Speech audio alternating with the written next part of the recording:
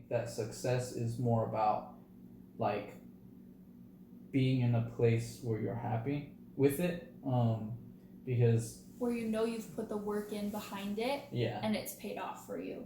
I think our goal has never been to be overnight bachata successes on Instagram. That's not our goal. You can put out the best video ever and it can go viral. That doesn't mean that in a year or 2 years or 3 years you'll still be doing that. And our goal has always been to create something sustainable, have classes here. If we get to travel and teach workshops and perform, that's fantastic. But if that stops, what else do we have? So I think success for us is building something that over time grows and continues. So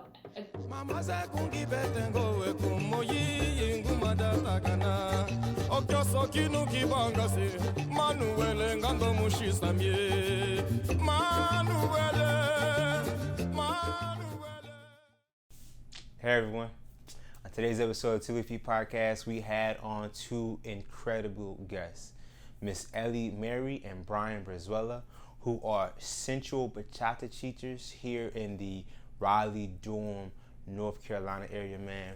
I first met them because I was actually passing through North Carolina. I just happened to find one of their socials, took one of their classes, saw them dance, and I knew immediately I had to have them on the show, man. In this episode, we talk about their childhoods, what got them into dancing, their teaching styles, their purpose and reason why they continue to dance. We also talk about, what it's like having a dance partner, man. Great episode with some amazing individuals, man. If you're looking for hints and tips on how to improve your Central Bachata, this is an amazing episode. Let's jump right into it. It's on. It's on. So hello everyone. Welcome to today's episode of the 2 Leafy Podcast. I'm your host Terrence Greer, joined today by the wonderful and incredible Mr. Brian Brizuela and Ellie Marie. So if I'm not mistaken, you two are bachata instructors as well as performers here in North Carolina, correct? Yes, we are. Brian, you were born in Virginia. Yep. And Ellie, you were actually born in California, Oakland, or San Diego? Sacramento. Yeah. So sorry.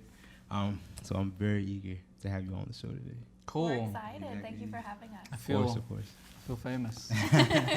Where's my mom? Hi, Mom. So, I guess I really want to start out with, I'm very curious to know about your childhood. So I guess, Brian, what was your childhood growing up in Virginia, right? So I was born in Virginia, but I came down here when I was 2. Okay. So my parents came down here. Pretty much grew up here, but I traveled to Virginia on and off all the time. And when I would stay up there for weeks. So anytime I had school break, it was in Virginia. Okay. So that's where all my family is. Just my mom's sister here in North Carolina. So yeah. And tell me, where your parents from?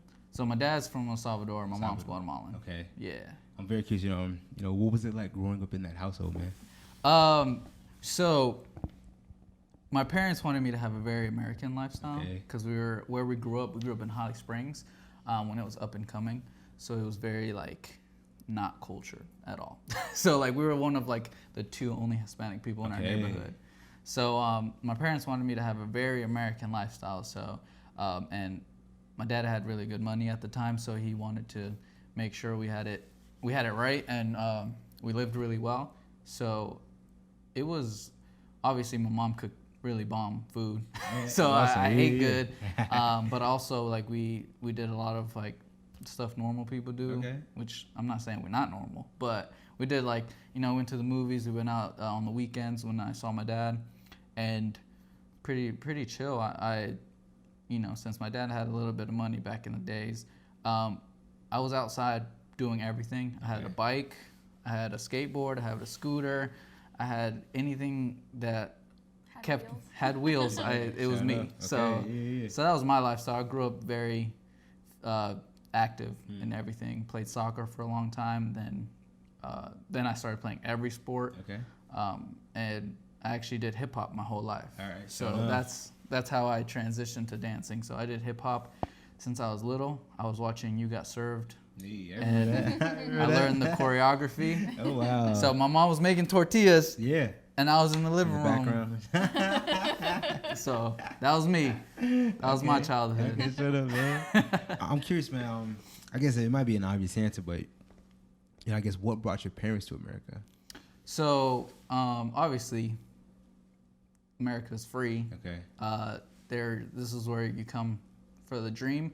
But now that I'm older, I mean, I'm still young. I'm only 20, just turned 25. Okay. I'm really young, but I'm mentally growing. Okay. I had to grow a lot earlier because my dad got deported when I was 14. Okay, that's intense. Yeah. Man. So the way I look at it is, my parents obviously came here for a better future for themselves, but really they wanted to come make a better future for their, like, the future that generations that they're going to produce. Right. So, I don't try to say, I mean, I do say my parents had it rough, but I have to understand that they did it for me. Mm-hmm. So if I ever complain about anything, I make sure it's I can't, pretty much the way I think about it. Yeah. I can't complain. To know their story. I mean, I got a roof over my head. I got me in my car. Saw a little Lexus outside. Yeah, so like I can afford the things that I want and need. So the way I look at it is my parents did that. Right. They came here, so I could, my mom still, like, let's say something happens and I'm like, Mom, I can't afford this really quickly, or like I need help with this. My mom probably, I think I make more money than my mom, and my mom would still bust her back to say, if you need something, or are you guys hungry? Like, because we travel a lot too, so sometimes, like, I go overboard and spend a little more than I need to, and so I'm like, okay, we need to watch where we're gonna eat, because we can't be eating out a lot. We eat a lot all the time. We rarely cook, so sometimes, like, I go see my mom and I try to treat her. Right. To some food, and then she always wants to treat me and us for some food, and I'm like, Mom, I'm trying to treat you. You're over here, like, breaking your back to be able to treat me, and so and that's what my mom came here for. My parents, that's why they're here. They want a better future for us, regardless. I'm technically an adult, but my mom's still gonna care for me as a kid. That's moms. That's moms. She always gonna see you as a kid, man. I'm curious, man. I don't know if you can delve into it, man, but I guess what happened with your father, man? How did that affect your family? Can I ask you about that? I guess we're going deep. Oh yeah, I didn't know how deep we were gonna get. Okay. Yeah. So he got deported when I was 14, like right when I went to high school, and he was the one who made all the money. Okay. So he was the breadwinner. When I lived with him, or I should say, when he was here and we lived all together, to everyone we were spoiled. Obviously, we were a little bit, but we also, like, he was telling us, like, we grew up getting what we wanted, but we earned it. Right, okay. So I might have had a little bit nicer things, but I wasn't just handed stuff. I had to earn it. I was a good kid. I was scared to get in trouble because my dad hit me twice. That's all you need to do. In 14 years of living with him, I got hit twice, and each of them was with a foam flip-flop. Okay, sure enough. That's all I needed. Yeah. I mean, that's all I needed. So I was scared to get in trouble. I was scared to, do anything bad. So I made sure I got good grades and I was good. So I grew up, my dad saying, do the best you can, and I will make anything that you want happen. Yeah. So then when he got deported, I was like I relied on him. I was like, I do the best I can, and he's gonna hold my hand and, like, guide me and whatever I want. I was like, college, he's gonna help me with that. My first car, he's gonna help me with that. Like, this, and that. I was like, he got it for me. Like, I just need to be the best I can. Then when he went away, I was like, if I'm the best I can, I'm like my reward came from him. Okay. You know what I'm saying? Yeah. So I was like, I can do the best I can, but I can't reward myself. And I had to, like, switch that up and realize that me doing the best I can will open opportunities so that I can reward myself. Okay.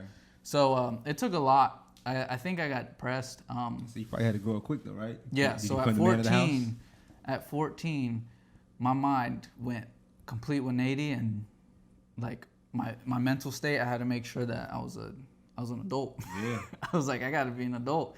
I mean, so we lived in a decent sized house, 4 bedrooms, like, a good sized house. And when he got deported, my mom couldn't pay for it. Right. So for like, I want to say like 6 months, she tried to pay for it. Yeah. So like, she tried to pick up a couple businesses my dad owned, but she couldn't handle it on her own. So eventually she sold like the businesses and whatnot. But there was times where we went like, I would say like a week or two without electricity. Okay.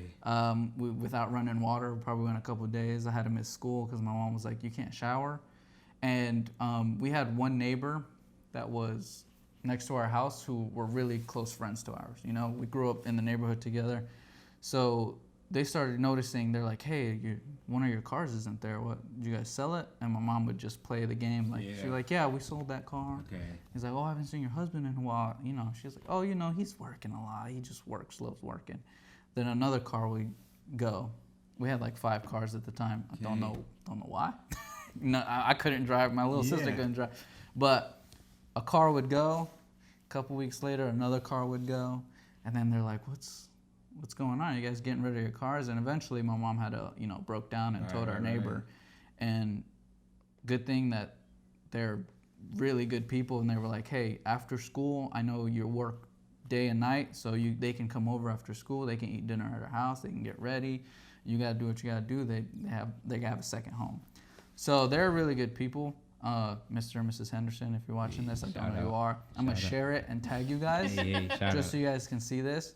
So you guys know that I love that family. You know, they were there through probably the worst. They were more family than my own family was. I say, I'm curious, was it just... Hey kid, come here. Hey, if you could leave like and subscribe for the channel and share with the people, that'd be amazing. I say, I'm curious, was it just you and your mom, or did you have any other relatives? Just my little sister. Okay. So when that happened, like I said, all my family was up north. And it was tough, man. Sounds like it, man. It was tough. And then downsizing, going to an apartment with my mom and sister. Yeah. And then having just one car. So my mom had to go to drop us off. We moved to Raleigh, which is probably like a 30-minute drive from where we used to live. She would drive 30 minutes to drop us off at the bus stop, and then drive another 30 minutes the opposite way to go to work. Okay. And then we'd go over to our friend's house after school, and then she'd come pick us up. And she kept that up for a while just because we were so like immature. We didn't want to move schools. Right. Even though like we didn't like see the big picture. So we're like, Mom, we don't want to switch schools. And Mom was like, well, okay, she was going out her way to let y'all yeah. stay. Okay. So she kept it up. She's like, I'm gonna wait till you guys graduate and we'll see. And you know, when you're young, you don't think about, you don't have that perspective of adults. So we were like, when we had to switch schools, my sister like cried. She's like, well, all my friends are going to this one high school, and then I'm going to another one. My life sucks. This is horrible. And then I was like, Mom, like I don't have any friends anymore, blah, blah, blah. And like now that, I mean, I'm saying I'm only 25, but looking back, I'm like, man, I'm trying not to say bad words. That's straight, bro. All right. I was like, damn. Yeah. I was like, I'm not trying to, like now I look back and I'm like, I made my mom go through hell and back just so we can be happy. And I'm like, it sucked, but now. Hey, but you was young at that time, man. I wouldn't hold yourself against that, man. Oh yeah, my mom. Even now, my mom's like, you were dumb. She's like, you know what I went through? Yeah. So I mean, I also showed how much I guess love and compassion you have for y'all, man. Yeah. Yeah. So yeah, that's a mother's love for you right there. Yeah, and it's crazy, especially like my mom came here so we have a better life, and then she goes through hell again, and she's still trying to make sure that nothing of our personal life changes. She changed, like everything about her changed. Of course, man. But she wanted to lost make her sure. husband too, man. That's intense, bro. It's crazy. That's very hard, man. Yeah. Yeah. That's quite the background, man. Yeah, it's crazy. I've been through a lot. I believe it. I make sure that the way I put myself out there, my personality and everything, I don't want people to see that I've been through a bunch of shit, unless they ask. Because if you can say, man, you've been through some tough stuff, then that makes me feel like I'm not, like, if you can see the horrible stuff I've been through, that means I'm in a horrible state right now. Okay. So you get what I'm saying? Like, I don't want to brag and show off anything I have, but I want people to know that I've been through some horrible stuff, but I'm in a good place. Like, I'm happy. I'm still happy. I'm doing what I can and working for a better future. Yeah. So then for my kids, I can do the same my parents did. You know what I'm saying? Yeah, so. I definitely understand that. Yeah. And I guess I want to ask you, Miss Ellie. Tell me about your childhood growing up in Sacramento. So I was born in Sacramento, but I think I was maybe 1 or 2 when we moved up to the mountains. So we were probably at least an hour away from any town. We were very close to like the Nevada border and Lake Tahoe and that kind of area. So I grew up not having any kind of social life. I went to a school that had, and he still doesn't believe me when I say this, but I went to a school that was kindergarten through 8th grade. Okay. And it had 25 students. That's very small. I kind of believe her because she took me. We went and saw the school. We went and looked at the school. Real quick, what part of California was that then? Where were you at? It was like northeast of Sacramento. Okay, is there a name, like a county or not? El Dorado County. El Dorado, okay. El Dorado County. And So, do you know what prompted that move for your parents? my dad wanted to live up there. He always wanted to live up there. My parents probably grew up about 45 minutes, an hour away from that area, and it was always his goal to live up there. He had this very farmhouse, I want to be in the mountains and the trees with the bears kind of idea of where he wanted to live. So I lived there until I was 10. I went to a very small school. So it was really important that my parents get me involved in things because we didn't have anyone. Our nearest neighbor was a mile away. Okay. So I mean, I grew up. So is it the country or just the mountains? Like what? It's the mountains. Okay. Yeah, I mean, there were lots of horses. There was lots of farms, but very much mountain lifestyle. So from the age of, as soon as we moved up there, maybe 2 or 3 years old, I was involved in every kind of sport I could get my hands on. And I did competitive swimming all throughout elementary school and middle school. I tried basketball, soccer, everything. But I always wanted to do dance. That is always what I wanted. If I'm not mistaken, your mom was an instructor, right? My mom did Latin ballroom before I was born. And then when they moved up to the mountains, she kind of missed her opportunity to go down that road. So from the age of, 5, I was doing salsa and bachata in the kitchen. I was growing up listening to Selena and Celia Cruz and everybody. Like, I was in that kind of musical state of mind from a very young age. If I'm not mistaken, your parents are Italian, right? My dad is Italian. Okay. My mom is just mixed Northern Okay, European, so white. Yeah. Yeah, I get you. Okay. I want to ask you both then. I'm very curious. You kind of already spoke on it, but how important was music in your childhood? Sure, very. Yeah. So my dad owned a couple bars and restaurants. So before technology jumped, he had, you remember those books that you zip open and it's CDs? It's like a picture book, like those albums, but it's like CDs. And like before in each one, right? Yes. Boy. So my dad had probably he could fill up this table like 3 stacks high of these albums of just CDs, because he had DJs, he had a DJ booth in his restaurants. So this was before I could just go put your iPhone, put your phone out, right? Bluetooth, or I could say Alexa or Hey Google, whatever. So I would go through those. So I didn't realize how big the Latin scene was. I'm Latino, so I grew up like parties listening to bachata, merengue, and salsa, and I was known for dancing with all the older women. Like I was a little kid on so I was known. Everyone knew me. They're like, oh, there goes little Brian. He'll dance with you. He just dances by himself, and I would dance. But because I grew up in such a not cultured area, it was either black people or white people, and so my parents wanted me to have like a really good lifestyle, so that it was like be on a good path, be as good as you can be. And then I was being rebellious, so I would hang out with a bunch of majority of my friends were black, so I would listen to hip hop and was rap. Was this Manassas, Virginia? Where were we at again? No, this was here in Holly Springs. Okay. So I grew up in a very white area, and like the only difference of white people was black people. And I was like, I'm not, growing up being surrounded by a bunch of white people, you'd be like, I'm not white, I don't fit in. And I had black friends, and I was like, I fit in with them, because I felt like I couldn't connect with white people just because I was Hispanic. So I was like, man, they're gonna look at me weird, they're gonna think I can't fit in, they're gonna make fun of me. you know, I'm a different person. Right. You know, growing up that way, I always thought I'm a different skin color. I'm a different person. And you see it a lot, you know, in black kids and white kids, and black kids feeling like they can't fit in. But it happens a lot in the Hispanic scene. Just because, you know, black people and white people, they're like, okay, I don't fit in, you know, there's a big separation there if there's any like conflict. But Hispanic people are like, my parents can go back home, like they could get sent back home, and I'd be by myself. Who would I go with? Okay. I'm like, I wouldn't go with anyone. So you know, there was that fear, feeling like you have nobody. So I connected a lot, especially because of the culture, you know, hip hop, rap. I listened to that nonstop. That's all, like, I listened to that all the time, R&B. And then these movies, you know, Step Up, You Get Served, you know, all that. I would watch that and just feel like, I'm like, that's different than what's around me. Right. So I wanted to connect with it.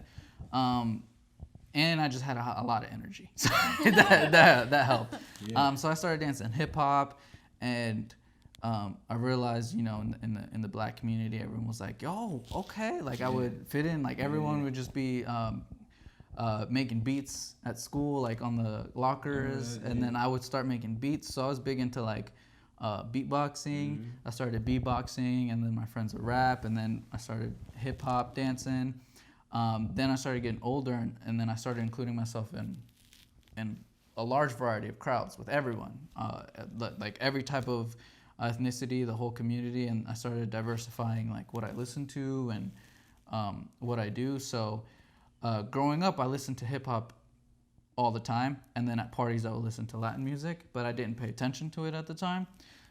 Then I started getting older.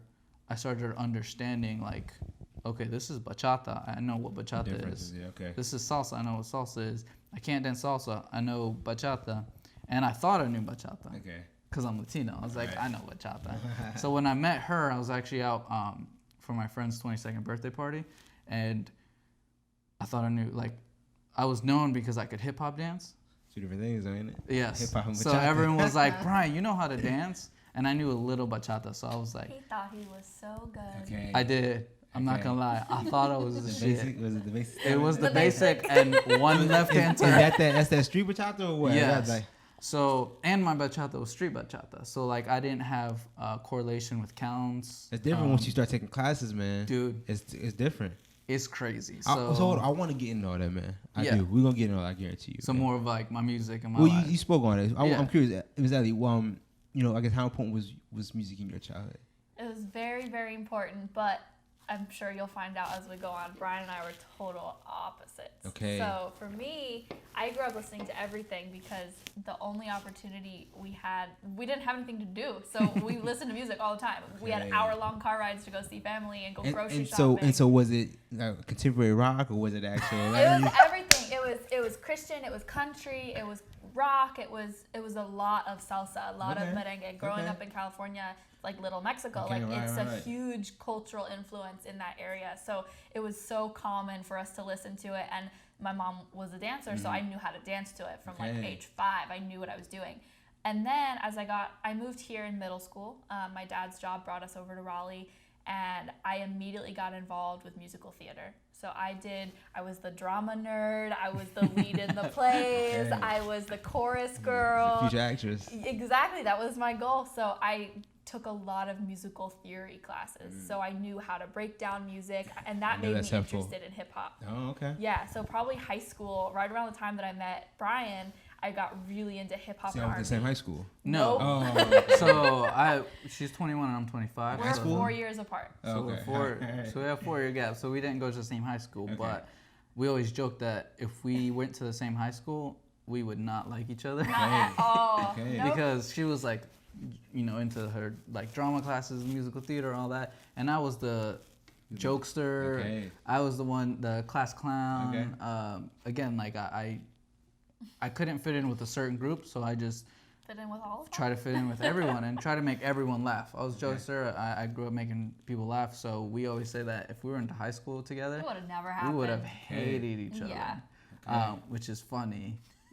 because we're together now. I get it. Yeah.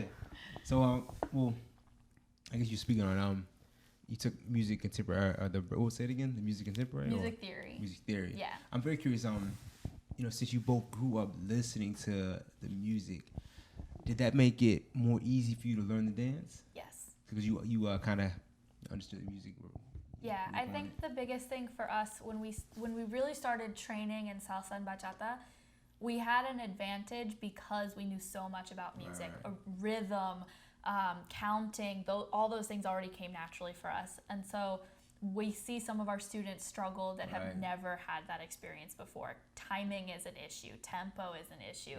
So I think that really helped us. I think the biggest thing we had to learn was really the influences, the cultural influences, where the music comes from, how movement can express those historical roots. That's what we really needed to learn. But the rhythm we had, it was in our blood from day one. Yeah, it's crazy. Just from two totally different backgrounds. So let me ask you this then.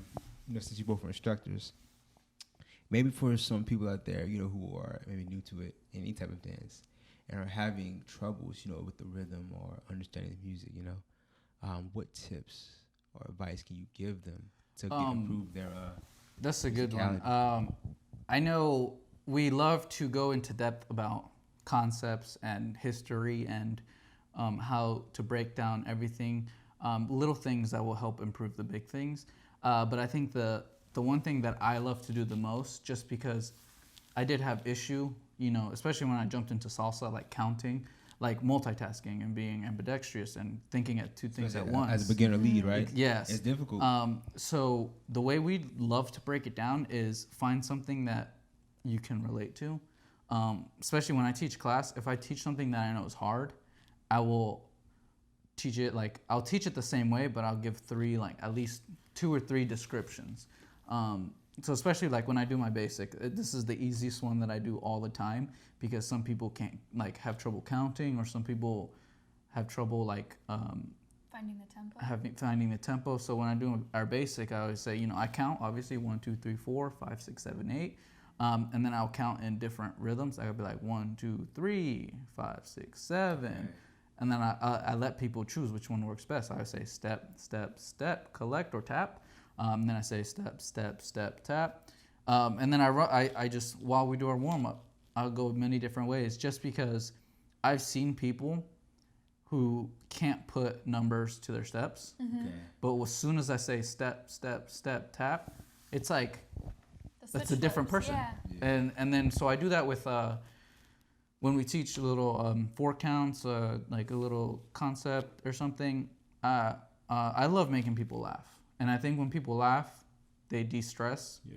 They stop thinking less and focus.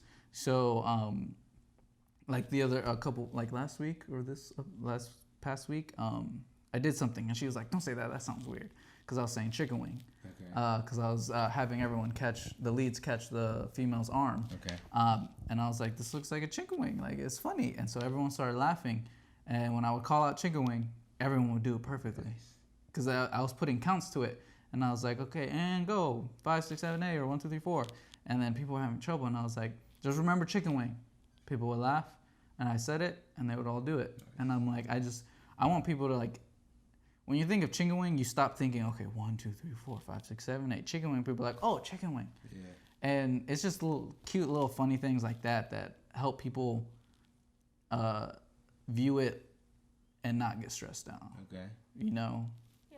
I think another big thing that I would say is, especially in classes from the perspective of an instructor, we count a lot. Okay. There's a lot of numbers. I always joke and say, yeah, bachata's a math class. You had no idea you'd be coming to Algebra 1 when it's bachata. Yeah. But we don't listen to the music enough. So I think the biggest thing that, especially when we have private students that they're like, I'm really struggling with tempo and timing, the biggest tip that I can give is listen to music when you're not dancing. Okay. You just have to get the feeling in your body, because the counts will always be there. Right. You'll always be able to fall back on, 1, 2, I prep on 3, 4. You'll always be able to do that. but the music, the tempo is never ending. It's never going to change regardless of how you're counting. And so I don't think we get that in our heads enough. I don't think we remember that we're dancing to music and not dancing to numbers. Yeah, right. And just listen, like literally just listen. Close your eyes and listen, because people, when they're new and they like really want to jump into it, they think about 20 different things that they learned. And we've done this in our privates. I say, you have to start with your foundation. Some people want to skip a couple steps. They're like, hey, I saw you do this move. And I'm like, okay, well, can you do this? And they're like, no, but I want to learn that. And I'm like, well, you know, I'm gonna say this in a nice way. I can teach you this, but if you can't do this one thing, you're gonna have a lot of trouble doing this. And you know, I'm like, this might sound boring, but trust me, it's gonna help you so much. That's how we were taught. Yes, and that's what we take pride in. Like, we love what we do because we break it down. You know, if you build a house, I'm not going to show you how to build a roof and then say go build it and then we can start on the house. No, I'm going to say we got to start our foundation. I took, you know, I'm using house because I took architectural classes, but yeah, you start at the foundation, start with the first floor, second floor, then the roof can come. I can't teach you the roof, which is very like hard to build before you even know how to put a wall together. Like, you get what I'm saying? So same thing with dancing. I say, take your time with the small stuff. It pays off. Trust me, it will pay off. Yeah. I want to see you guys might be like maybe episode 85 maybe, and you know everything. The same thing the instructors told me. You know, always the basics. How important the foundation is. You know, how that's the building block upon everything else. Yeah. So I definitely understand that. Yeah, it's important. People. I mean, we still take beginner classes all the time, and people that have been coming to our classes for a year and a half, 2 years, they'll be like, oh, why do you guys do a basic warm-up every time we come to class? We all know that. Like, can you go over some harder stuff? And when we see a bunch of people that have taken our class for that long and have trouble in our basic warm-up, there's a reason we're doing that. And we tell people all the time, you will learn something from any level class that you take. Even it is the beginner of the beginner classes, you will learn something. You can take something away from it. Which is big, you know? Well, that's what we say when we finish a class. We're like, don't leave here trying to remember the whole combination. That's going to screw you up. You know? We're don't not leave teaching here. you a combination. Yeah, don't leave here trying to learn the whole combination, and then people will get scared that they don't know the whole thing, so they won't do any of it. You know what I'm saying? So I say, leave here feeling good about one thing. Next class, we're gonna complement, or we're gonna do concepts, and we'll put it together in a little choreo, but leave knowing one thing. Then eventually start knowing bits and pieces that you can put together. If you try to remember the whole choreography we did in class, you can't do it all, so you're not gonna do it at all. Then whatever you learn just goes in the trash. Next class, I don't remember the whole thing. I'm not gonna do any of it. Trash. And then when you could have been taking bits and pieces of it and adding to your repertoire of moves and skills, somebody did that, you didn't. They took 5 classes, they know 5 things. You took 5 classes, but since you didn't remember the whole combination, you know nothing now. You get what I'm saying? So it's very important. I don't remember who told us that, but someone asked us, they're like, how many workshops have you taken? This was years ago. And we're like, oh, we took this many workshops from this many people. And they're like, okay. That was Jose Serrano. Was it? Yeah. Okay. Shout out, Jose. We love you, man. But he was like, okay, show me what you did in that class. And we're like, we have a video. Let's go back in the video. He's like, no. He's like, what do you remember? And I was like, I don't remember the combination. And he's like, okay, that's the problem. You know, you're trying to learn a combination. You're biting off more than you can chew. Yeah, and then you don't remember it, and it never gets used. So it's focusing on concept and bits and pieces. Let's do this then, because I've been to a couple of congresses, probably just like you all have. And, you know, a big portion of the classes will be a combination, will be a pattern. Yeah. Let's say, I don't know if you've taught at any festival or anything, but what would you do differently if you were to teach a class at a festival? Instead of offering a pattern class, what would you offer? I think we would still do like a little pattern. The reason that is what we teach, like we do a little pattern, obviously, and everyone does this. We're not trying to shoot down the workshops and whatnot, but you kind of have to do a pattern to incorporate with like what we're going over. You so get that's what I'm saying? how we structure all of our classes. We do 3 group classes a week. Yeah. All of our classes, the concepts that we teach are put into a combination just to give you some way to connect the dots. Yeah. Each one of the dots is what we want you to take away from the class. So one of my favorite things that we teach is how to lead and how to follow a body roll. We're going to show you 1 or 2 or 3 ways to get into it, 1 or 2 or 3 ways to get out of it.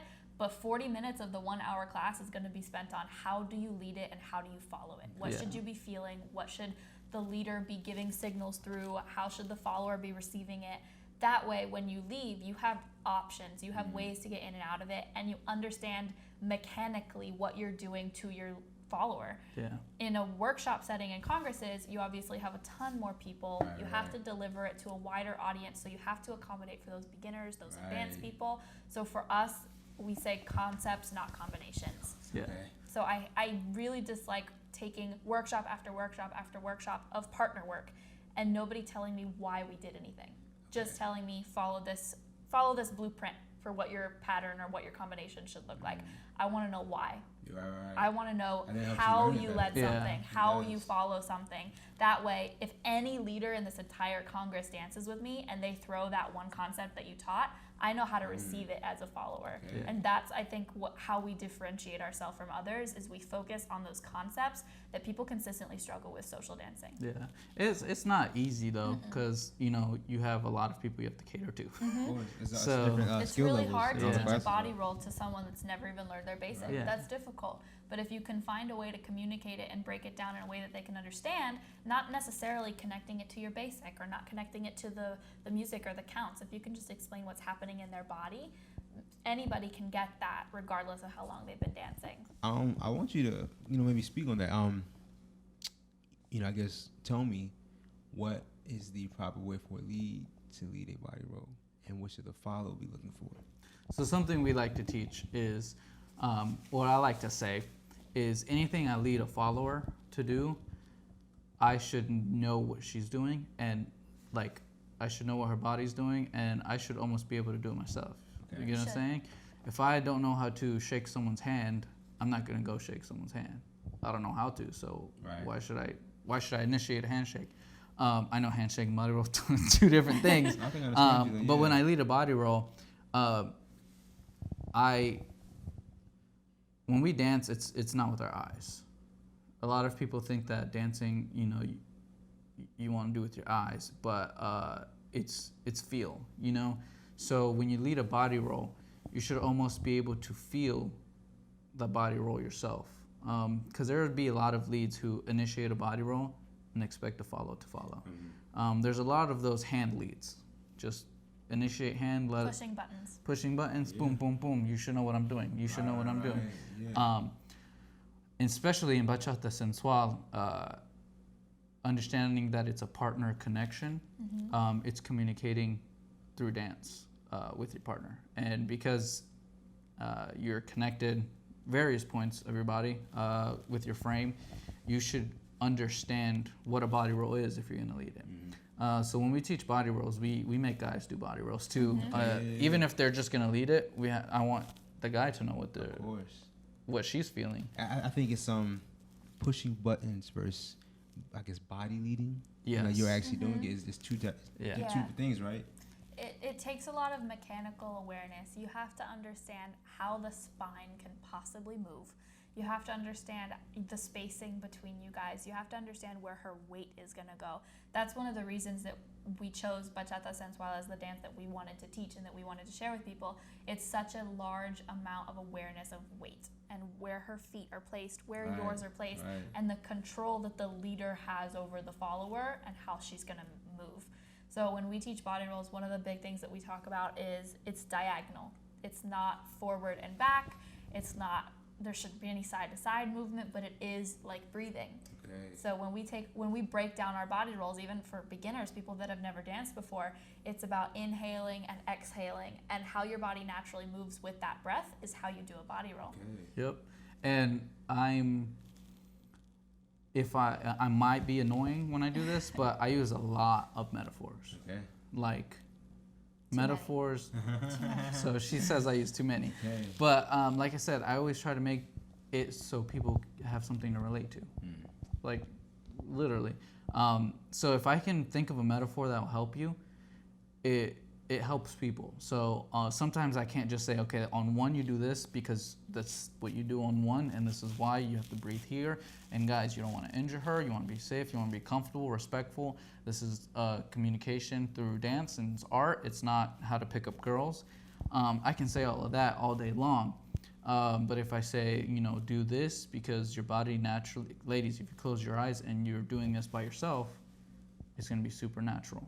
Like when we do a hammer lock, I love doing this exercise where I say, guys, if you bring your hand out directly in front of you at 90-degree angle and you touch your back without like keeping it at 90 degrees, try to touch your back. And everyone's like, oh, damn, I can't. I can't. And I'm like, okay, well, when you do a hammer lock and you don't bring your arm down, this is what you're doing to your follower. I'm like, understand that you can injure someone. Understand what the body's natural inclination is going to be and try to make it as safe, comfortable, and easy for your follower as possible. So I always want guys to understand what the follower's doing. So I say, hey, do this. Can you do that? No, then don't make your follower do that. You get what I'm saying? I've had a lot of experiences dancing with leads, especially at congresses, where the movements and the positions that they put me in, especially dancing bachata, feel so unnatural. And I don't think people realize that bachata sensual specifically, all of it is natural movement. All of it is how your body and your muscles and your bones and your joints are all gonna move naturally anyways if you didn't have a leader or follower there. So I think people forget that we're still dancing with human bodies. You're still moving how a body moves. You're just putting two of them together and drawing pictures. So I think that's something that a lot of people forget. It shouldn't feel unnatural. All of it should feel like breathing and walking. Yes. I'm curious. Speaking of bachata sensual, are you guys familiar with Brazilian zouk? Yes. I'm curious. What's your experience with that? I guess. I have. I don't know if Brian has any experience. No. We are well versed in what the music sounds like. Okay. We are well versed in what the movements should look like. I have danced social dances with it. We have yet to take a class. Okay. Zouk in this area is growing. There is not that many outlets for Zouk at the moment here, so we have a lot of experience with Zouk up in DC. I used to go to DC, and so I'm just gonna say what I see. I feel like bachata sensual is very similar to Brazilian Zouk. Yes. So especially bachata sensual has a lot of influences from like kizomba and zouk. Okay. I think they influence each other a lot. I can see that definitely. So especially now, it's 2019. It's like a fusion, right? So there's pros and cons to that. Back before we were even born, it's like salsa is one way, bachata is another way, Right. and then I don't know when kizomba and zouk were.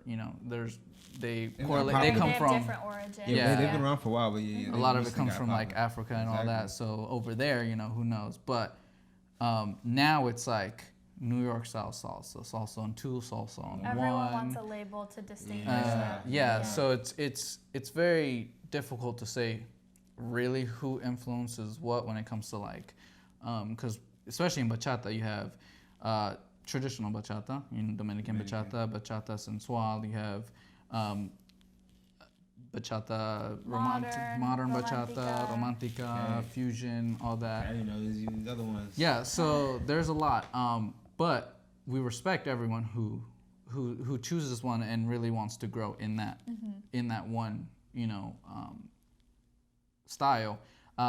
It's very difficult to say like where you get your moves from. Okay. Just because like the way we get our moves is we love to feel like what works, what doesn't.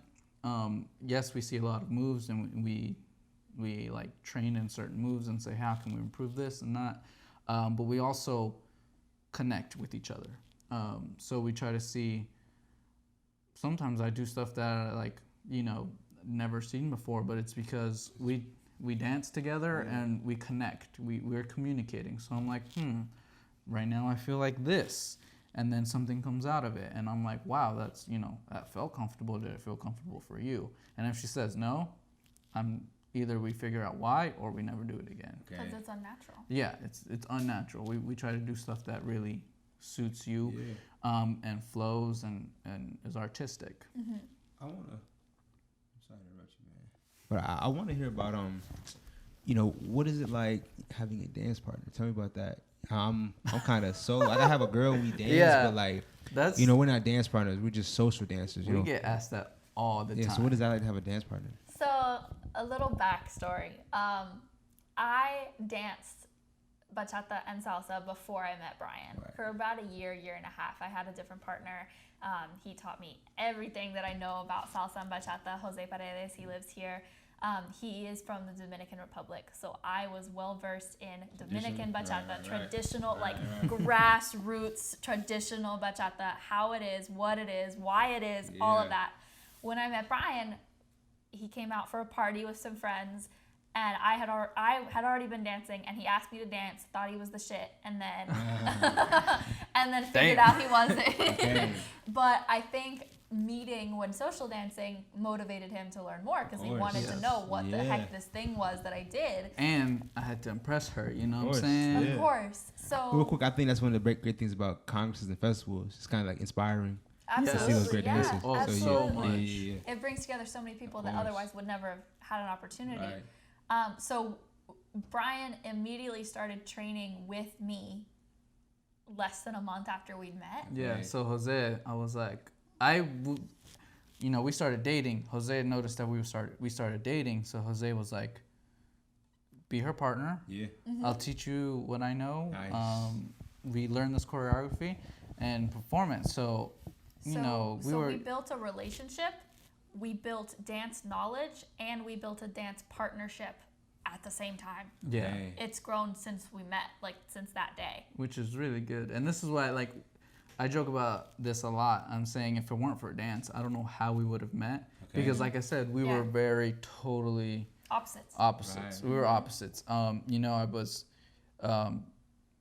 went through a breakup a couple months before I met her. So I was like, you know what?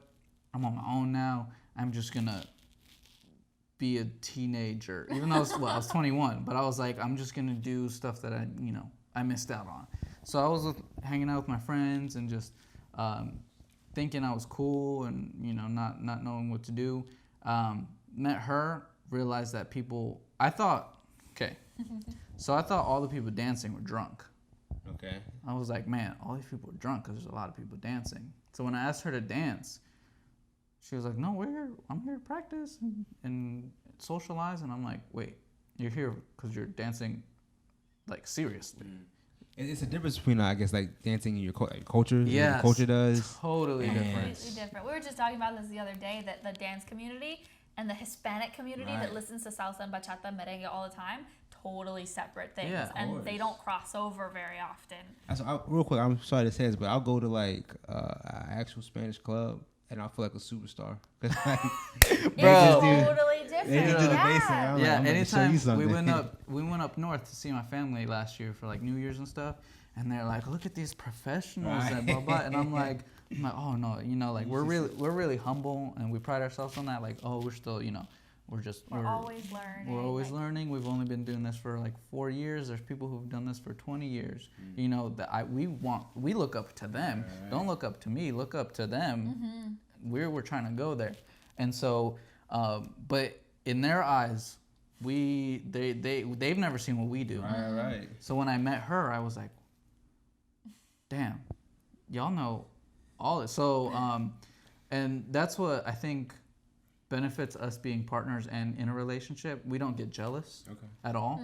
It was the precedent from day one. Yeah. That, that's what I did. That's what he was gonna do. Yeah. Social dancing was practice. Social dancing was to meet friends. But at the same time, anything that we learned being in a relationship transferred over to being dance partners. So anytime we had a milestone or we had an argument or we had a new level of connection, that just made being dance partners that much easier. Okay. Yeah. And I've noticed that either people are dating for a really long time and then they decide to be dance partners, or they're dance partners for a really long time and then they decide to date. So then you're in two separate phases of those partnerships at two different times. Okay. Yeah. You've either been in love for a while and now you have to learn how to be dance partners and how to be professional and how to communicate in dance practices, which has probably been our biggest issue. Yeah.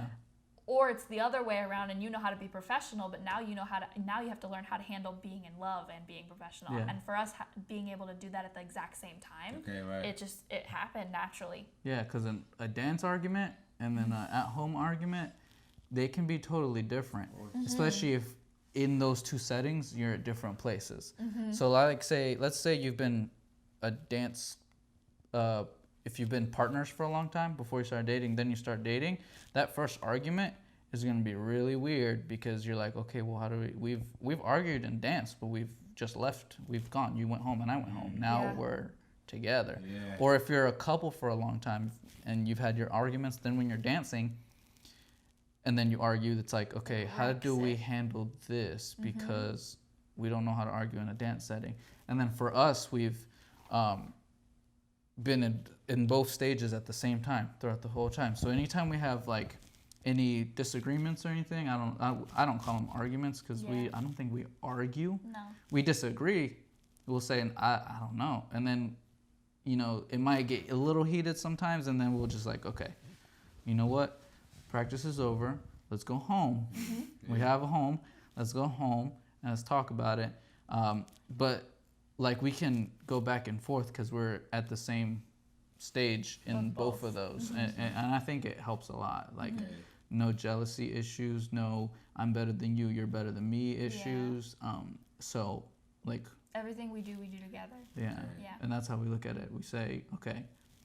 And when we started, it was hard because dancing, you would say, you messed up. Right. Fix it. Or she would say, no, you didn't do this right. Fix it. And now we're like, okay, something happened. All right. What the fuck happened? That's probably the benefit of I guess having an instructor though, someone who you can go to with that problem. So that's been an interesting transition. First we danced for Jose, and then we wanted to take the more sensual route, and we really fell in love with Kat Arias, who you already interviewed. Yeah, we call her our dance mama. So we danced. Y'all competed with Ferocity, right? Yeah. So we danced for her for 2 seasons. The first season we did Daniel and Desiree World Team Project. Nice. Just to get our foot in the door because she was in DC, we were in Raleigh. That was an 8-hour drive there and back to get that kind of instruction. And you were in high school when we did that. So when we met, I was a senior in high school and Brian was 21. Okay. So I see those jokes, all those jokes. I will come up with those jokes before you, okay? We're past that. We're 4 years past that. But we would drive Monday afternoon after I got out of school. We would drive to DC, practice 8 to 10, drive home, and I would go to school the next morning. And I would go to work the next morning. Intense, so we'd get home at like 2 in the morning. That is. And then It's an 8-hour drive or? It's 4 hours there, 4 hours back. And we do it back to back. Yeah. Okay, so our drive there was longer than our practices. Yeah. And it was tough because we wanted to be the best while we were there because we were given the opportunity. Even when we weren't doing the Dang and Desiree team, we did like our couples piece and training amateur there. It was hard going from a 4-hour drive to try to practice hardcore. Right.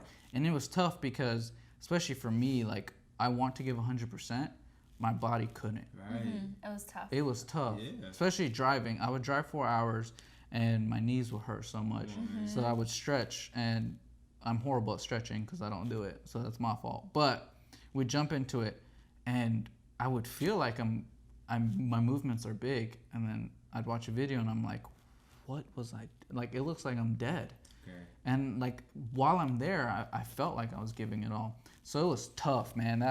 And then driving back, and then just having to drive back was crazy. Yeah. Oh, it was. So we did a season of that. Took a brief break, just doing performances off and on with her, and then we decided to compete as an amateur couple. We've never competed before, so this was 2018. We wanted to get our foot in the door with competing. We wanted to get experience performing, doing a couples piece instead of a team routine. So she was amazing. We would go up there every couple weeks, once a month. Like we'd go up there and she did our whole choreography. and we competed in Vegas at the International Latin Dance Championship. That was our first time ever, and it was crazy. And then we did the World Latin Dance Cup in Orlando, Florida in December. Having a coach for those two things, best thing we probably could have had, because if we didn't have a coach, we would have been a mess. We had no idea how to handle ourselves. We didn't understand how disciplined and dedicated we needed to be backstage, on stage, practicing, in the room. That was huge. And we appreciate having Kat as our coach, just because Kat made the biggest difference. She's not one of these coaches that drills you and then says, okay, see you next time we practice in. She treats all her students like her children.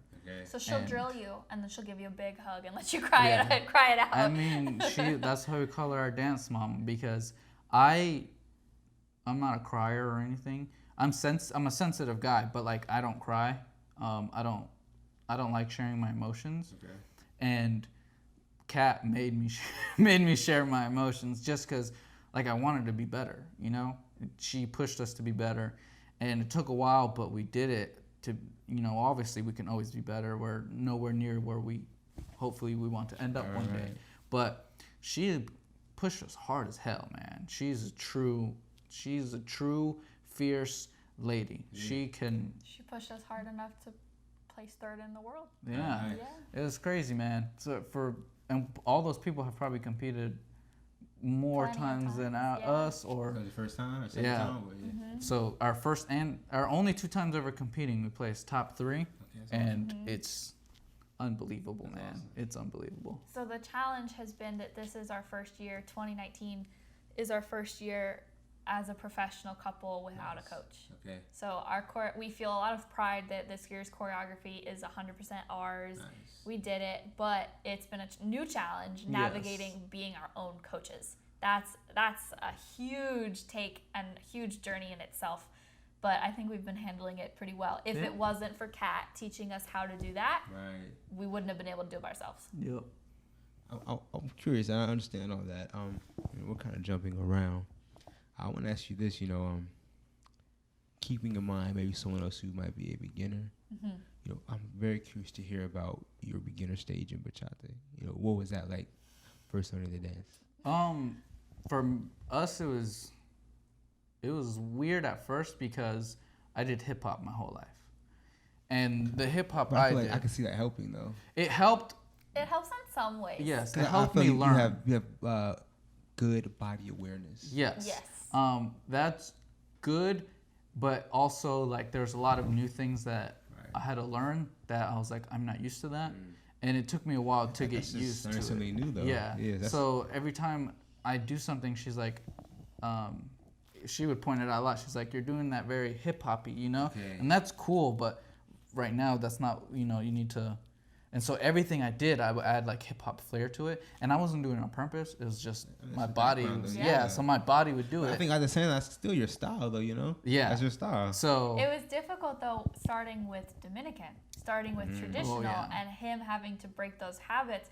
I started with salsa before I started with bachata, like training, like performing. You was a child though, right? When I was a kid, I did mostly salsa with my mom, and then I threw in bachata. But then when I actually started taking classes and training, and I met Jose started with salsa, broke down salsa onto first. So all of my body movement came from that. So by the time I did traditional bachata, I already had those historically influenced movements ingrained in my body. He did a fantastic job of creating the body movement that I have today. I don't think I would dance bachata how I do today if I'd never done salsa and traditional with him. But I think for Brian, that was more of a challenge because he had so many years of hip hop experience before that. He had so many habits to break, and I didn't come with all of those habits. I was kind of a clean slate. So it made it easier for me to learn, understand music, and rhythm, tempo. I would get stuff fast, but I had more bad habits than someone who's never danced before. If you say, okay, when you do this, do it this way. That's the first time they're ever gonna do it. They're gonna do it right. Yeah, I understand what you're saying. And then me, it was like, do this, and I'm like, okay, that's what I'm doing. They're like, no, you keep doing this, and I'm like, really? They're like, yes, you keep doing that, Brian. You take your hip hop out of it right now. So Jose made me. There was one time where I stood in front of a mirror and he made me just do my hips, move my hips back and forth. Not even stepping. Not even stepping, just moving my hips. I had to stand in front of a mirror. It felt like I was doing it for like 10 hours. It was probably like 40 minutes, but I literally just did that. Okay. And I was like, my abs were hurting. I was like, man, so there's actually like, there's movement to everything. Like your whole body is used. And so having my hip hop background, learning true like technique and body awareness and understanding that, after learning all of this, I could bring this back in. You get what I'm saying? Like I couldn't keep this in here and have my bad habits challenging the right way. So I had to leave hip hop. I had to just take it out of my mind, understand all this.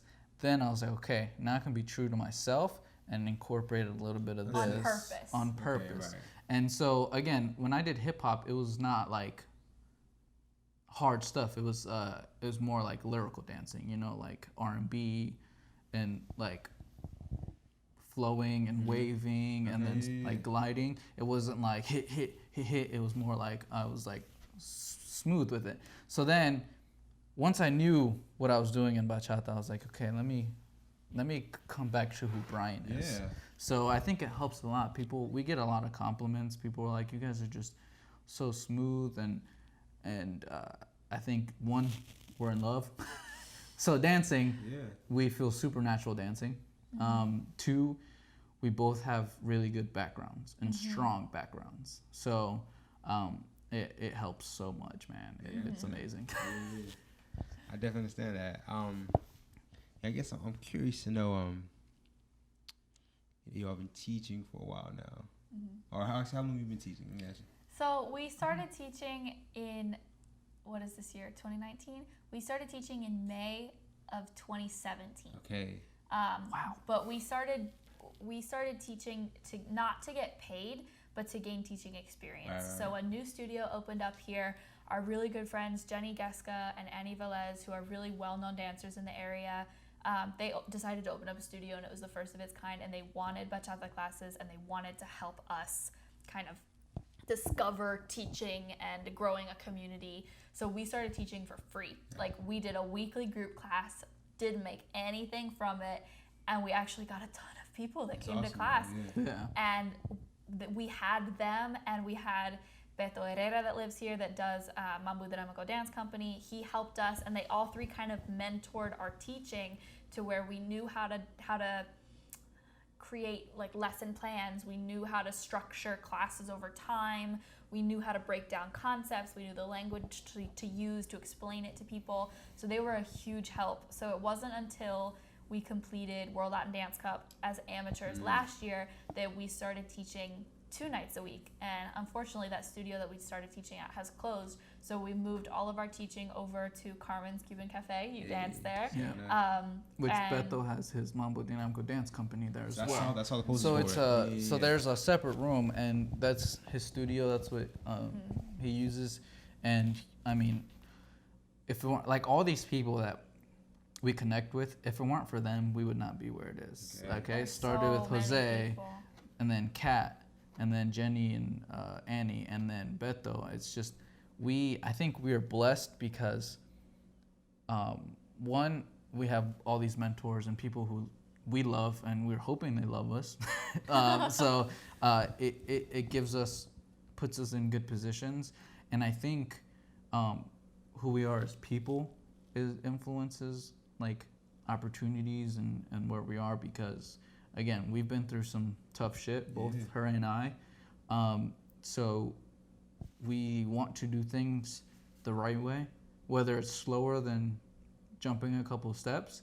I would rather get to the end goal if it takes longer to do it correctly than to, jump steps and try to. So we took our time to learn how to teach before we've ever started advertising our services as instructors. So this is really the first year that we've been like, okay, we can actually call ourselves instructors, kind of, because we've been doing it, 2.5 years. Yeah. not even worried about getting paid for it, just really diving into how do you become a good instructor, how do you break down concepts, not for performing, not for competing, but for social dancing, which I think is the biggest market of people. More people social dance than they perform. Of course. So we've really taken our time to know our stuff and know how to teach our stuff. Yeah, and we're friends with our students, you know? Like, during the class, I respect you as a friend, but I respect you as a student, you respect me as an instructor, and have any questions, I will answer them. I will, like, you know, during the class, I will tell you if something's right or wrong, and what's the best option. After class, like, we're friends, like, come dance with us. Okay. We're gonna dance, let's just dance, let's practice. If you have any questions, let us know.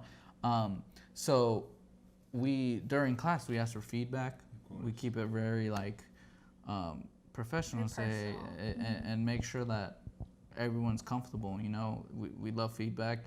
We've gotten feedback from some people that say we should listen to more music. We've gotten feedback from people who say, hey, I feel like we danced a lot, but I really want you to explain it more. So it helped us learn how to be where we are. Okay. Both from instructors and from students. Yeah, because when we started, we were nervous. What was your first time? And I'd say teaching and dancing are two separate skills, correct? Very different, and not all dancers are teachers. Exactly. Not all performers are social dancers, and even not then, all yeah. Performance dancing is different than social dancing. Very different. It's all three separate things. So of course. And unfortunately, a lot of the things that people want to be taught are things that are performed.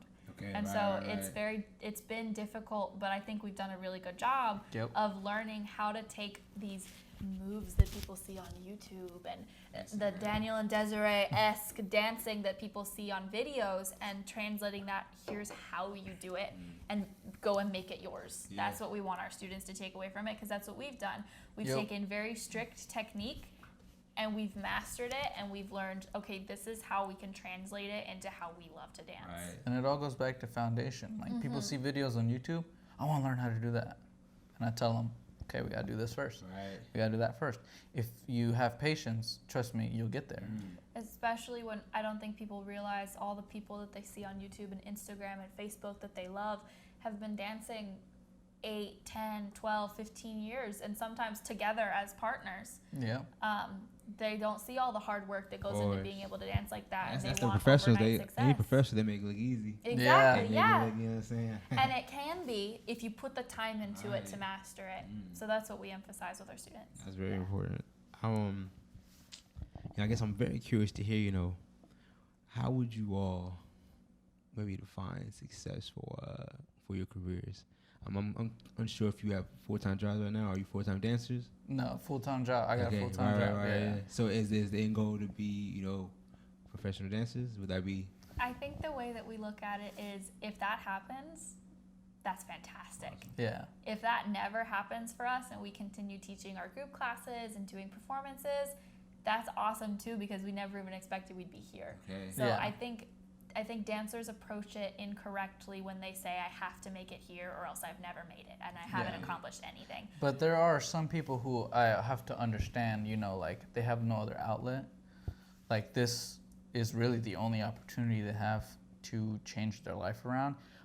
So if you work hard, you know, you have, some people are motivated by that. Like, if, let's say, I just listened to a podcast and it was talking about Randy Ruiz, the new heavyweight boxer? Andy Ruiz. Ruiz, yeah. He was like, this is the only thing I could have done, and I'm blessed that now I am world champ, and now, you know, I made it. Now I can give my mom whatever she wants. And the way he explained it, he was like, the reason I got into it is because that's all I knew. Okay. I wasn't going to go anywhere in life. So there's some people, you know, with dancing who find an outlet and it gets them out of, you know, hole they're in. Yeah. Right. And I really hope that those people make it. Like, I really want them to make it. I want anyone I meet that is working hard. To make it. And but I also want people who have normal lifestyles but really dedicate themselves to do things properly. I also want those people to make it. And I think that success is more about, like, being in a place where you're happy with it. Because where you know you've put the work in behind it. Yeah. And it's paid off for you. Yeah. I think our goal has never been to be overnight bachata successes on Instagram. That's not our goal. Yeah. You can put out the best video ever and it can go viral. That doesn't mean that in a year or 2 years or 3 years, you'll still be doing that. And our goal has always been to create something sustainable, have classes here. If we get to travel and teach workshops and perform, that's fantastic. But if that stops, what else do we have? So I think success for us is building something that over time grows and continues. Okay. Yeah. So we always emphasize we want to do it right. We don't just want to bypass all the steps of mastering our craft just to become famous overnight. Yeah. And I told her, I've said this to her before, but I say, as soon as I don't like doing what we're doing, I don't want to do it anymore. Because that's like, let's say, hypothetically speaking, if we get booked and we're traveling a lot and then we're never home, and then I start like being homesick and I'm like, I love what I do, but I don't like what we're doing, you know, like out here and blah, blah, blah. Then that's defeats the purpose of why I'm dancing. So I grew up doing hip hop, and then I actually quit dancing. Before I met her, I had like 2 years where I stopped dancing. I have a friend who actually moved to California right after he graduated high school. And when he did that, he went to pursue hip hop dance, and he was Taylor Swift's backup dancer. He was Paula Abdul's backup dancer. He was in Justin Bieber's music video. He had a little short show on YouTube. Like he's doing hip hop and dancing. And when that happened, I was like, I'm in North Carolina. Comparing yourself. Yeah, I started comparing myself, and I'm like, how am I gonna make it? Like, what? Am I gonna be famous, or am I gonna make a lot of money, or what? And I was like, nah, I'm just gonna quit and just work, help my mom, and be able to afford what I can. Then when I met her, I realized I stopped dancing because I was looking at it at materialistic things, and I was comparing myself to other people, and I was like, but I love dancing. I was like, and so when I met her and I started doing it, I wasn't thinking about, we're gonna be instructors. We started dancing because to dance with each other. Yeah, we were in puppy love stage. We started dancing. I wanted to impress her. I wanted to be as good as I can so I can, dance to her, with her, and show off a little bit, right? And then I started learning more. We started learning together. We started loving dancing, and dancing is like, I loved it. And my mom was like amazed because she was like, you used to dance all the time. I'm like, I'm actually shocked that you love dancing again. Like, I thought you gave it up. Yeah, I thought you gave up doing that, and she's happy because she knows I'm doing what I love. Okay. And she's like, you were always gonna end up doing something you love. And so, and it's crazy because, like I said, success for me with dance is not money. It's not like performing at the best shows. To me, dance is showing people that this is what I love to do. Like, if we get the opportunity to do a show somewhere, it's because we love to show people what we want, what we do. We love teaching people and helping people learn something new or get the concept of something. We love dancing with other people and communicating, socializing, and just communicating through dance with other people. We also love learning. And learning, yes. Every time my mind's blown, to me it's like a high. I'm like, what? I can do that now? Or I never saw it that way. Or we can do that now. That's cool. So it's that to me is success. Growing. Yeah. Always growing. Yeah, like I don't care what I can get from it. I care about what mentally and in my soul, like what happens with it. So I understand that. And as long as it's with this one, I'm okay. Don't make me blush, God. I want to ask y'all this, man. For maybe someone who is a beginner at maybe salsa or bachata, and they feel like they're stuck in this rut, they're not getting better. What advice could you give them? I would say take a step back and understand why you're doing it.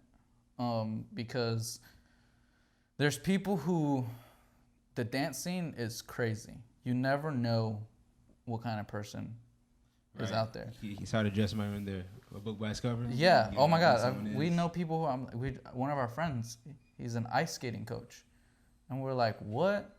You're an ice skating coach? Yeah. And we never knew that. So there's a lot of things that we didn't, like people you don't know their background. Yeah. So a lot of people do it as an outlet. A lot of people do it because they grew up doing it. A lot of people do it to try something new. And I say always take a step back and figure out why you're doing it, because people want to get better and better, and then they stop looking at why they started it. And I think that's very important, because people were like, I'm stuck, I can't grow.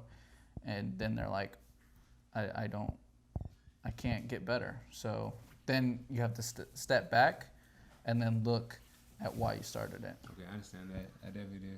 Yeah, I think another thing is people try to learn bachata overnight. Or salsa, even salsa. People really think that they can become some kind of overnight success. And you have to take the time to master the stage that you're in. Brian talked about the house. You have to learn your basic before you can learn your crossbody lead or your left-hand turn. And people want to jump 10 levels and learn, a body roll with a 3/4 whatever and a 180-degree spin and blah, blah, blah, blah. They want to learn everything. You have to take it bit by bit and realize that everybody learns differently. Everybody learned addition at a different pace. Everybody learned how to read at a different pace. Everybody is going to learn dance differently, and it takes different instructors, different classes, different ways of explaining things to learn that. So I think that people need to keep in mind everybody's different, and you will get there. You just have to continue learning. I think people get depressed when they're not learning as quickly as they thought they would. Yep. Everybody's different, and it's going to happen. Exactly, yeah, and it's unnecessary, especially if it's just social dancing and you're just taking classes because you love it. Keep loving it. Don't put the pressure on yourself to be as good as your instructor tomorrow. Okay, right. I was very hard on myself when we were doing our choreography for competing, because I looked at myself and I started comparing myself to people. I was like, man, these people are better because they've had more experience. I tend to not, I was like, I couldn't get a couple things because, again, I had bad habits that I kept doing. Like, I wasn't, there's times where I couldn't look up, or I was just because bad habits of hip hop or just stuff I've never been used to. And I was drilling myself like, man, like, I'm letting her down, I'm letting my coach down, I'm letting, like, it's gonna be my fault, And then we had to have hearts to heart, and I had to break down and dance and realize, okay, we're doing this because we love it. Right. So when we competed, I threw everything away and said, this is because I love to do it. I'm doing it with someone I love, and I had to show that on stage. When I went on stage, I forgot about the point system. I forgot about who else was competing, and I got on there and obviously I took my glasses off so I couldn't see people, but I looked at all the lights and heads of people, random people, and I was like, I want to show you guys what I have become through this, and I hope that my hard work shows through here, and I just want to put my heart out. And so that's what we did, and we got third place, first time competing, and to other countries, internationally. It was crazy. I'm they've traveled to here to do this, and I'm competing with these people. I'm honored, and it felt good. So I think especially in the style that we dance, bachata sensual, there is so much stigma that everybody has to be really good to dance it successfully. I mean, everyone gets compared to Jorge and Judith and all these dancers, and they don't realize they've been doing it for 10 or 15 years together. Yeah. It's so much hard work and so much time, and so our one of our jobs and one of our goals is to remain humble. We've been together as a couple and as dance partners for almost 4 years. That's only 4 years. That's not very long compared to all the people that are like, oh, I can do that same move and I'll look just as good as Jorge and Judith. We're babies in this We're game, babies. to be honest. Everybody is a baby, and you are going to learn at different paces. And don't compare yourselves to the dancers that have been dancing for 15 years. Right. It's not fair to yourself, and it's not fair to them. That's so true. That's very true. So I guess maybe like the continuation of that question, maybe for someone who is an intermediate and they want to get to that advanced level, what does it take for them? I think one of the most important things is your instructor. If you want to, how do I phrase this? If you want to rise to a different level, make sure that your instructor is willing to help you get there. A lot of instructors, they'll only teach level 1 and level 2, or they have no experience in the realm that you want to go to, or you want to learn a certain style that maybe they're not very well versed in. Find an instructor that's like, let's get you there, let's do this, I'll be your mentor, I'll motivate you, because I think what's made the difference for us is the mentors that we've had, the people that have impacted us. If we didn't have people that were like, oh yeah, like let's do this, let's get you there. If we didn't have people that motivated us, we would have never done it. That support system. So I think if your instructor does that for you and is always motivating you to get to the next step, you will get there. Yeah, definitely an instructor. I understand that. Yep, feel good about it because we've grown so much because of that. So I think people need to look at it that way and see that. Again, even for the intermediate person, should look at it from the point of view as a beginner. It's foundation, patience, and take your time, because people get better, then look past what beginners are going through, because a lot of people might feel better than beginners. So they're like, they see themselves above beginners, and you should never do that. Don't you should get a never, big head on your shoulders. You should never look at yourself above anybody. All right, because it's, again, everyone learns at their own pace, and dancing it's fun. It's you socialize. So always keep that perspective, because even an advanced person, again, will take something away from a beginner class. Like you should take away something from every class. I definitely understand that. I think I want to add on to it, like, if you're looking down on someone, there's always someone better than you as well, right? Yes. Yeah, you always have someone to learn from. Yep. If you're looking down on someone, that means someone's looking down on you. I just say, just don't do it. Just don't compare yourself to other people. Don't worry about what that person in the corner is doing over there in your class, or what that workshop is doing over there on the other side of the ballroom. Like, don't worry about it. Just focus on you, because you cannot go from beginner to intermediate or to advanced without being aware of what you're working on in you. You have to always be working on something. And I think for us, we've done a really good job of that. We are always working on something. We're never like, we're good, we know everything we need to know. There's always something that we can learn more about. There's always something we can work harder at. And so besides your mentor or your coach motivating you, you have to motivate you. If you're not motivated to get to a higher level, it's never going to happen. So true. But if you're not willing to admit where you need to work on, it's also never going to happen. Yeah. I think that's kind of big too. If you have no desire to become a performer, then maybe don't even put that pressure on yourself.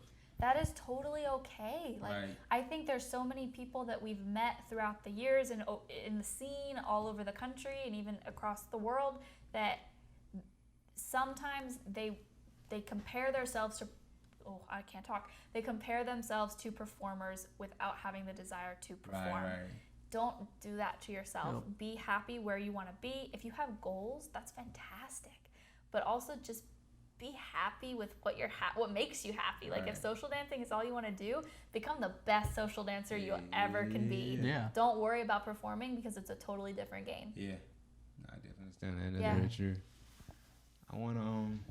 I would like for you both to answer this, man, with your own answers. Give me one tip that can make anyone a better dancer immediately. Okay, let's see. There's a bunch of things. There's so many things. So many things, little things you can do. I say, I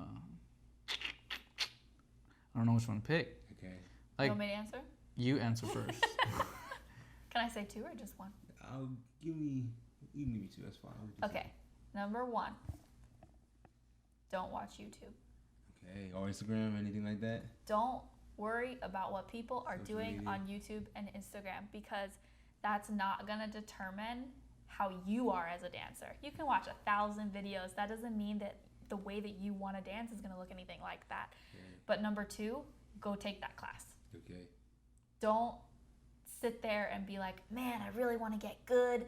Let me just scroll through all these videos and let me just look at all the videos of these past classes I've taken. No, go take that class that you want to take. So put that work in. If you want to be a better salsa dancer, go take that salsa class. Right. Don't hold yourself back by not being willing to get out there and to learn something from someone. I think also like maybe being fearful. I don't know how to say it, like being fearful, like I'll never be that good, you know?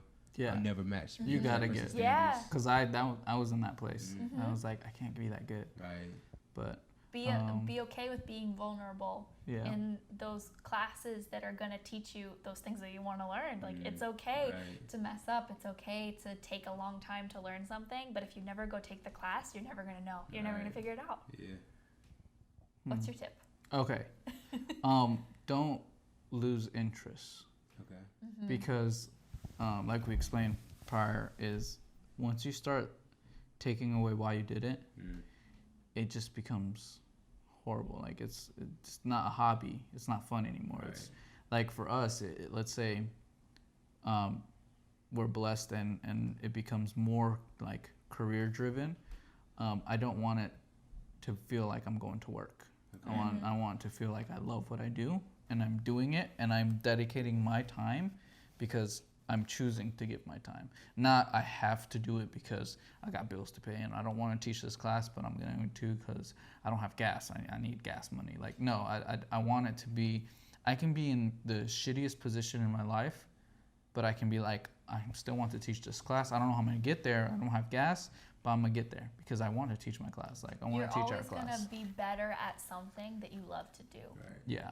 So don't lose loving it. Don't lose interest in it. You say don't lose interest, but I think what you really mean is really like have self-awareness. Cause say you said earlier, if you don't really love it anymore, then why do it? Exactly. Mm-hmm. So I guess being aware like where your passion's at maybe. Yes. Mm-hmm.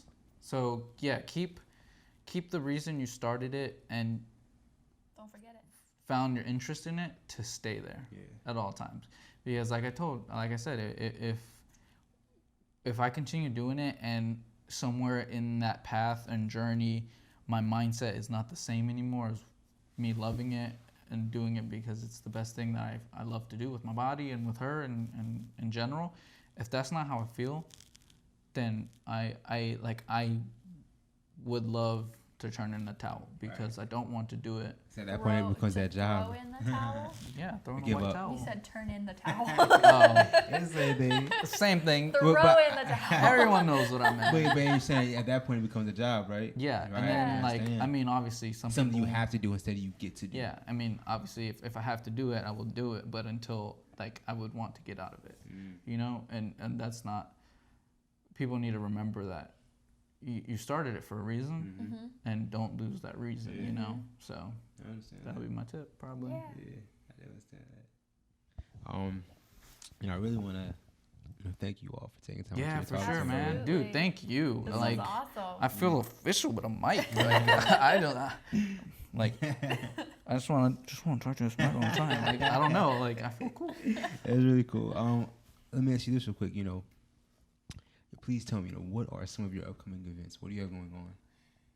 So in 2 weeks, we will be performing at the Myrtle Beach Bachata Festival. Nice. We're super, super excited. Yes. Shout out to Vladdy and Mikey for putting that on. Yeah. I'm so excited about that event. We are performing and teaching at Bailacura. Yes, really good event. Everyone should attend. Where's that at? That's here. Oh, okay, nice. So that's actually a really important event, we could talk about that for a second. That event was started by one of our local dancers here in Raleigh. He is a cancer survivor, and he started the event because he danced on teams, he took classes, he's an awesome social dancer, and he wanted to give back to that community. So Bailacura is a congress. It brings in dancers from all over the world. I think this year we have Maria Ramos, we have Alex and Desiree. So many good ass people. Yeah, Jefferson and Adrianita from Colombia are coming. They're fantastic. So it's a festival. There's workshops, there's social dancing, but it's a fundraiser for cancer awareness and funding for children's cancer. So it's not just a congress. It's like there's a gala. There's a huge for people gala. who want to come and maybe donate or give back somehow, like doctors. That's really cool, yeah. All those people. So we're trying to spread the word about that because there's a lot more people from across the country and across the world that will be attending. So it's a fantastic event. We're really blessed to be a part of it. This is its 3rd year, and it's grown so much. The first year was at like a college ballroom. And everyone had to drive there, find parking. It was really small, but it was intimate. And then last year it was held at a hotel that we were privileged to be able to get, and it still was intimate. And now it's at the same hotel, and it's growing so much, man. It's an event everyone has to go to, man. Yeah. Everyone's so friendly, like you're there because there's a good purpose behind it. So that's the 26th to the 29th of September. Okay. Sure enough. And then I guess the next thing we're doing, we will be in Spain. Yeah, we're going to Spain in October. So we're going to New Jersey in October. And then from there we fly to Spain. And we will be in Barcelona. So we're going to be in Barcelona. That's kind of our calendar. Training, like performing? Okay. Yes. Training / viewing Barcelona. Because we we're were in Madrid last year. We didn't see Barcelona, so this year we're seeing Barcelona. That's really cool. But that is definitely the best place to get training for the style that we do. So we're really, really excited just to continue to develop our skills and mastery and all that. Dude, I'm seriously, I can't thank you enough. This is so cool what you're doing. So we hope, this isn't the last time. Of course not. Probably sooner, sometime in the future, we update you on where we are. You update us. Of course. We keep connection, and Yeah, perfect. Real quick, speak on your weekly classes. Where and when is that? Yes. So now both of our classes are held at the Carmen's Cuban Cafe in Morrisville. It's a good restaurant. They have really good food. First of all, about 5 minutes from RDU Airport. So it's super easy to find.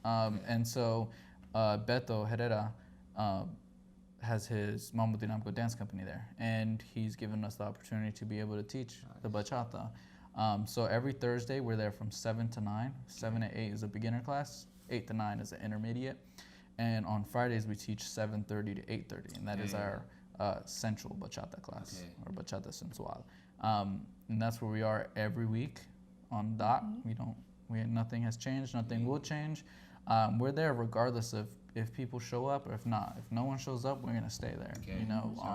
Like I said, we love it. So hopefully, if anyone's hearing this and is in the RDU area, come check it out. RDU Raleigh Durham. Raleigh Durham. What's the U? I don't know. The U is Durham. Durham? Like Raleigh is the R and Durham is the DU. Oh, okay. What's the triangle? Isn't that Chapel Hill? That's RTP, Research Triangle Park. So those are like the same place.